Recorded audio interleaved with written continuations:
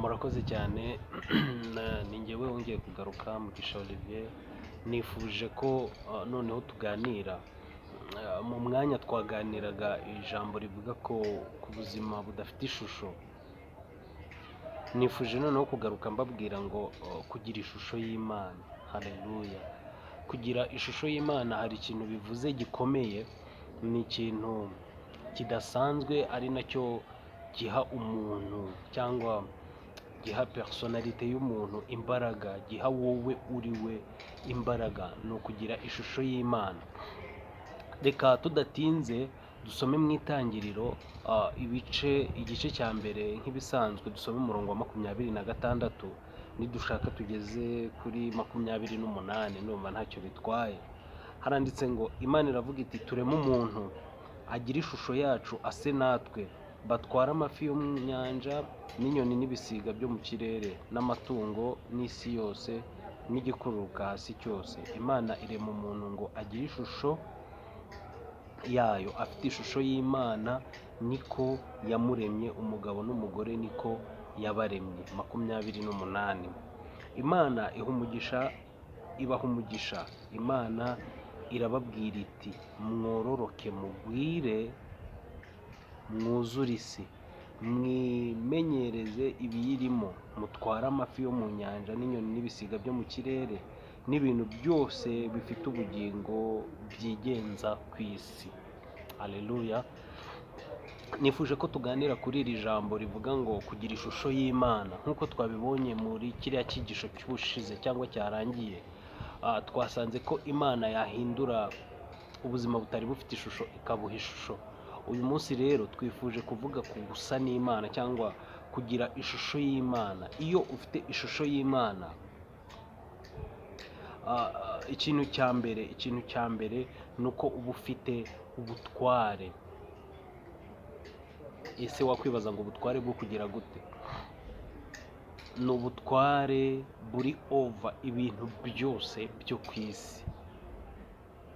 Ntabwo ngiye kwigisha wenda bya bindi abantu bakunda kuvuga ngo iki n'iki, ahubwo ndashaka kuvuga kugira ishusho y'Imana. Iyo ufite ishusho y'Imana, uba ufite ubutware, uba ufite ubushobozi ku bintu byose biri ku isi. Nk'uko twasomye, Imana yabwiye umuntu, iramubwira ngo iyo dukomeza imbere tuzanabisoma nabyo cyangwa tuzabyiga.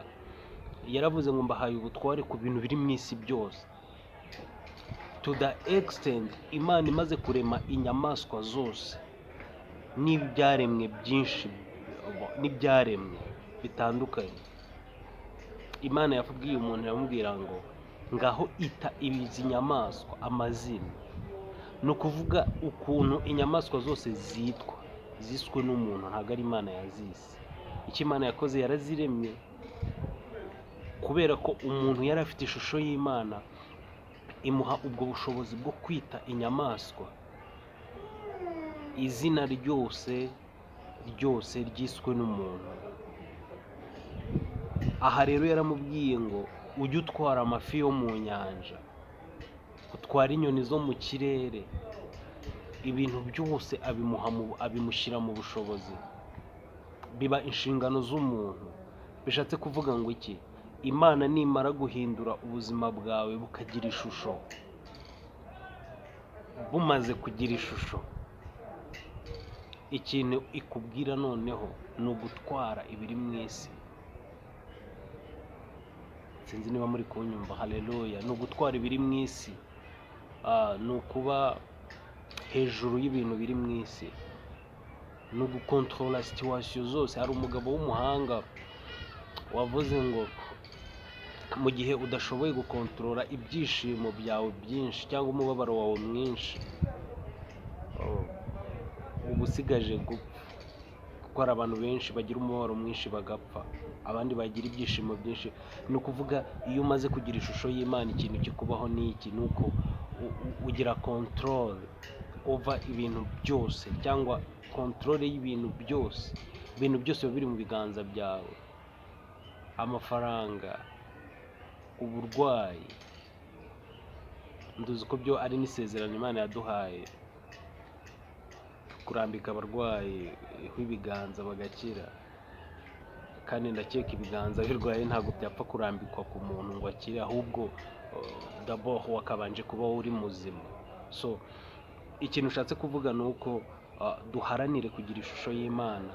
Iyo winjiye mu kugira ishusho y'Imana usanga nta kindi, nanone biza kugwa muri Yesu Kristo, kuko abafite uwo mwana bafite ubugingo. Hari aho Yesu yavuze ngo data ari muri njyewe nanjye ndi muri mwebwe. Bishatse kuvuga ngo twarivanze, twabaye nk'isukari n'icyayi. Umaze gushyira isukari mu cyayi ukayimena hasi, ntabwo wakuramo ya sukari ngo uyitandukanye n'amajyani, ngo uyitandukanye n'amazi. Ubwo wenda hari ubundi buhanga bwabikora, turabizi ko iterambere ryaje, ariko iyo umaze kwivanga na Yesu Kristo, Yesu Kristo nawe yivanze na se, ni ukuvuga ubuzima bwawe buba bufite ishusho y'ubumana, buba bufite ishusho y'Imana, ukaba wahindutse Imana. Ni ukuvuga kuri 28 twasomye ngo Imana ibaha umugisha, irababwira iti mwororoke mugwire mwuzure isi. Ni ukuvuga utaragira ishusho y'Imana, utaragira ishusho y'Imana, biragoye ko waba uri umunyamugisha. Umugisha uri hejuru y'amafaranga, umugisha uri hejuru y'ubutunzi bufatika. Umugisha iyo twebwe muri iyi si ya none tubonye abantu bafite ibyo bintu by'amafaranga n'amazu n'ibiki byinshi, tuvuga ko ari abanyamugisha. Ariko umugisha urenze kure cyane, naho tuzawuganiraho. Umugisha urenze ibyo byose mvuze. Nubwo umunyamugisha ibyo byose aba bifite, ariko umugisha uri beyond ibyo ngibyo tuvuga. Biranashoboka ko waba uri umunyamugisha utabifite cyane rwose. Nifuje rero yuko tuganira ku ishusho y'Imana, kugira ishusho y'Imana. Hari ijambo rijya rimfasha, reka ndisorezeho aha, muzajya muryumva kenshi. Rivuga ngo ntiyatekereje ko guhwana n'Imana ari ikintu cyo kugundira, yisiga ubusa, yambara kamero, yemera gupfa urupfu rubi rwo ku musaraba kugira ngo andonke njyewe nawe. Guys, ntabwo Yesu kwiyambura ubumana byari byoroshye, byari bigoye, ariko arabyemera kugira ngo njyewe nawe uyu munsi tuzabona ubugingo buhoraho, cyangwa tugire ubugingo buhoraho. Imana ibahe umugisha, ndabakunda cyane. Nitwa Mugisha Olivier, ndi umuvugabutumwa. Uko nshobojwe cyangwa buri gihe nzajya mbona kamera imbere yanjye, nzajya mbagezaho ijambo ry'Imana, namwe murisakaza ahantu henshi, mubiha abantu. Nta bundi buryo, muri iki gihe turi muri COVID-19, ntabwo tukijya mu nsengero. So mukore subscribe, mukande ku kazogera kugira ngo ibyigisho nzajya nshyiraho kuri YouTube channel yanjye, ni Olivier Mugisha Pro, muzajye mubikurikirana. Ndabakunda cyane kandi ndabubaha. Muri umugisha kuri njyewe, kandi mubisakaze, mubihe inshuti zanyu. Murakoze, Imana ibahe umugisha, ndabakunda cyane.